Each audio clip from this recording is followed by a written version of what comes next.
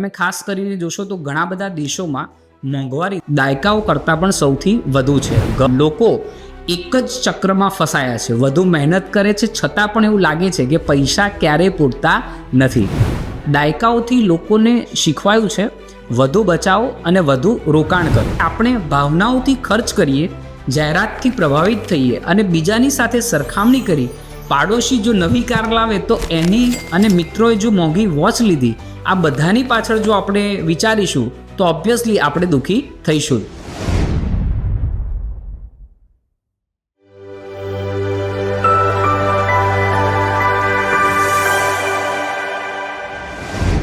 નમસ્કાર વાલા દર્શક મિત્રો, હું મિહિર ફરી સ્વાગત કરું છું આપનું ઇવોલ્વ એમમાં. આશા છે કે આપ બધા મજામાં હશો. આજે આપણે એક ખૂબ મહત્વના વિષય પર વાત કરવાના છીએ. પૈસા કેવી રીતે સમજદારીથી ખર્ચવા જેથી જીવનમાં સાચી ખુશી અને સ્વતંત્રતા મળે. તમે ખાસ કરીને જોશો તો ઘણા બધા દેશોમાં મોંઘવારી દાયકાઓ કરતાં પણ સૌથી વધુ છે. ઘર, પેટ્રોલ ખર્ચ બધું મોંઘું બનતું જાય છે. એટલે હવે લોકો ખરીદતા પણ બે વાર વિચાર કરે છે. પણ સમસ્યા એ છે કે આવક એટલી ઝડપથી નથી વધી રહી જેટલો ખર્ચ વધી રહ્યો છે. ક્રેડિટ કાર્ડનું દેવું રેકોર્ડ સ્તર ઉપર પહોંચ્યું છે. પરિણામ, લોકો એક જ ચક્રમાં ફસાયા છે, વધુ મહેનત કરે છે છતાં પણ એવું લાગે છે કે પૈસા ક્યારેય પૂરતા નથી. ખર્ચ ઓછું કરીએ છીએ, બચત કરવાનો પ્રયત્ન કરીએ છીએ, પણ ખુશી વધવાને બદલે થાક અને તણાવ વધારે છે.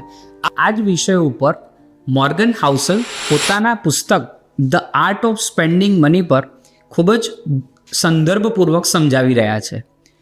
સમય ફક્ત વધારે કમાવવાનો કે ખર્ચ કાપવાનો નથી. અસલી સમસ્યા એ છે કે આપણે પૈસા કેવી રીતે ખર્ચ કરીએ છીએ. પણ સમજદારીથી વપરાય તો તે સ્વતંત્રતા આપે, પણ ખોટી રીતે વપરાય તો એ જ પૈસો એક સાંકળ બની જાય છે. બચત કરતાં મહત્વપૂર્ણ વધુ શું છે તે છે કોન્શિયસ સ્પેન્ડિંગ. દાયકાઓથી લોકોને શીખવાયું છે વધુ બચાવો અને વધુ રોકાણ કરો.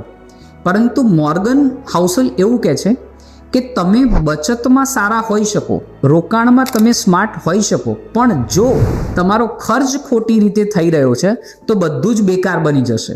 તમારા દૈનિક જીવનમાં પૈસા કેવી રીતે વપરાય છે એ ચોક્કસથી તમે નક્કી કરશે કે તમે ખુશ રહેશો કે તણાવમાં રહેશો. ઘણા લોકો પૈસા બચત કરે છે પરંતુ એવી વસ્તુ પર એ પૈસો ખર્ચ કરે છે જે તમને કોઈ સાચું મૂલ્ય નથી આપતા. એને કહેવાય છે અનકોન્શિયસ સ્પેન્ડિંગ.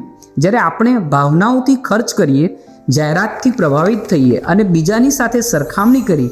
પાડોશી જો નવી કાર લાવે તો એની અને મિત્રોએ જો મોંઘી વોચ લીધી, આ બધાની પાછળ જો આપણે વિચારીશું તો ઓબ્વિયસલી આપણે દુઃખી થઈશું. તો સાચો રસ્તો શું છે? કોન્શિયસ સ્પેન્ડિંગ એટલે ખરીદતા પહેલાં એક પ્રશ્ન પૂછવો, શું આ ખર્ચ મને ખુશ બનાવશે, જે ખરેખર મહત્વનો લાગે છે? બીજું, પ્રશંસા અને ઈર્ષા વચ્ચેનો ફરક સમજો. આજની દુનિયામાં સોશિયલ મીડિયા એક દબાણ ઉત્પન્ન કરશે. ઇન્સ્ટાગ્રામ હોય કે બીજી કોઈ પણ યુટ્યુબ હોય, એ મનમાં એક વિચાર આપશે કે તેમણે કર્યું તો હું કેમ ના કરું. તો મોર્ગન હાઉસલ આ બુકમાં એક મહત્વપૂર્ણ તફાવત સમજાવે છે. એ છે એડમાયરેશન એટલે કે પ્રેરણા, અને બીજું છે એન્વી એટલે કે ઈર્ષા. પ્રશંસા તમને શીખવા માટે પ્રેરિત કરે છે અને ઈર્ષા તમને ખોટા ખર્ચ તરફ ધકેલી શકે છે. યાદ રાખો, રોલેક્સ નહીં જોઈએ પણ ખરીદી લઈએ જેથી ઓછી ન લાગીએ. મોંઘો ઘર નહીં જોઈએ પણ લોન જેથી સ્ટેટસ દેખાય. બીજાને જોઈને પૂછો કે તેમણે શું કર્યું જે હું શીખી શકું. ખુશી આવકથી નહીં, અપેક્ષાથી આવે છે. આજના લોકો તેમના માતા પિતા કરતાં વધારે કમાય છે પરંતુ તણાવ અને અસંતોષ વધુ હોય છે, કારણ કે અપેક્ષાઓ છે ને વધી ગઈ છે. એટલે જૂના જમાનામાં એક ટીવી, એક કાર અને વેકેશન પૂરતું લાગતું હતું, પરંતુ અત્યારે હવે લક્ઝરી હોમ્સ, ફોરેન ટ્રીપ અને પરફેક્ટ લાઈફસ્ટાઈલ જોઈએ છે.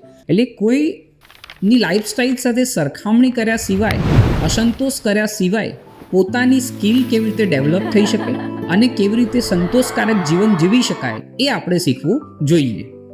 માનવીને સૌથી વધુ ડર છે ને નિષ્ફળતાનો નહીં પરંતુ પસ્તાવાનો હોય છે. પૈસા પાછા કમાઈ શકાય છે, પરંતુ સમય પાછો મળતો નથી. ઘણા લોકો નવી વસ્તુ અજમાવતા નથી ડરને કારણે. પરિણામ વર્ષો પછી કહે છે, કાશ મેં જો આ પ્રયત્ન કર્યો હોત તો.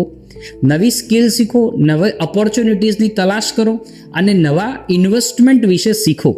નિષ્ફળતા અનુભવ આપે છે, પણ પ્રયત્ન ન કરો તો જીવનભર પસ્તાવું બની રહેશે. બીજી એક વાત તમને કહું કે ગતિ એટલે કે રાઈટ પેસ રાખો. પૈસા કાર જેવા છે, બહુ ધીમું ચલાવશો તો પહોંચી નહીં શકો, બહુ ઝડપી ચલાવશો તો અકસ્માત સર્જાશે. સાચો રસ્તો એ છે તમારી ગતિએ આગળ વધવું. પાડોશની લાઈફસ્ટાઈલ જોઈને તેની સાથે દોડશો નહીં. તમારા માટે કેટલું પૂરતું છે એ નક્કી કરો. યાદ રાખો, પૈસા કરતાં મોટા દેખાવ માટે એ પૈસા નથી. તમારા પરિવાર, તમારી જીવનની સુરક્ષિતતા અને શાંતિ માટે આ પૈસો છે. એટલે પૈસા માત્ર કમાવા માટે નથી, પરંતુ પૈસા સાચા રીતે જીવન જીવવા માટે છે. મૂર્ખ ખર્ચ અને તેની સ્પર્ધાની દોડ આપણને ફસાવે છે. સમજદારીપૂર્વક ખર્ચ આપણને સ્વતંત્ર બનાવે છે. પ્રશ્ન એક જ છે કે શું પૈસાને તમારો બોજ બનવા દેશો અથવા તેને તમારી સ્વતંત્રતાનું સાધન બનાવશો? જો આ વિડીયો તમને ગમ્યો હોય, લાઈક કરજો, શેર કરજો અને સબસ્ક્રાઈબ કરજો. આપણે માત્ર પૈસા કેવી રીતે સંભાળવા નહીં, પરંતુ જીવન કેવી રીતે જીવવું એ ચોક્કસથી આપણે શીખીશું. Thank you very much. Evolve એમમાં સંકળાયેલા રહેજો.